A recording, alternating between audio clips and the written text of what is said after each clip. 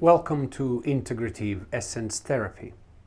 We're inching our way towards the third part of the series where we will unpack Integrative Essence Therapy, its principles and tools more closely so that both the high-functioning individuals and the therapists who work with them can gain access to some additional knowledge and information they may find useful. And as we approach that, we are closing the first two parts with a short summary. Last week we did a short summary on the top 3 lessons we learned about high-functioning individuals in relationships. Today we do a summary of the top 3 lessons of high-functioning individuals in the workplace. First, we learned that leadership and authority tend to increase internal pressure.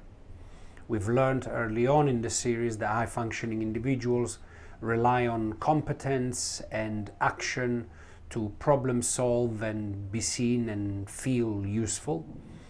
And as one ascends professionally, the tendency is therefore to rely even more on that competence and skills, which ultimately can drive a high-functioning individual to absorb more of the environmental team pressures and anxieties, creating therefore a very imbalanced inner world, while at the same time continuing to maintain a very strong and put together external facade. Second, we identified how for many high-functioning individuals, work becomes a substitute for internal connection.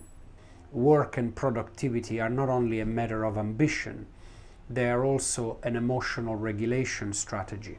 Because after all, being busy with competence and problem solving is a sure way of not paying attention to the internal discomfort and emptiness. Finally, we explored the dangers of the high-functioning individual's adaptability. As we explored early in the series, there are very high degrees of tolerance and adaptability that the high-functioning person brings to the environment. And the net result of that is that their tolerance can allow the high-functioning person to stay in an environment, slowly, gradually absorbing the pressures of it, without realizing when it's time to make changes or when it's time to quit the environment, leading over years to a potential erosion of one's own confidence, energy, or productivity. And so in a nutshell, even though the very traits that make the high-functioning person successful in work are useful to grow and advance in one's own career or business pursuits, it is important to remember that those can become a double-edged sword and over a long period of time can end up eroding one's sense of self, one's own confidence and esteem. And so my reflection for you this week is that when you are at work, pay attention to the environment's pressures and ask yourself, am I absorbing too much? Am I taking on too many responsibilities?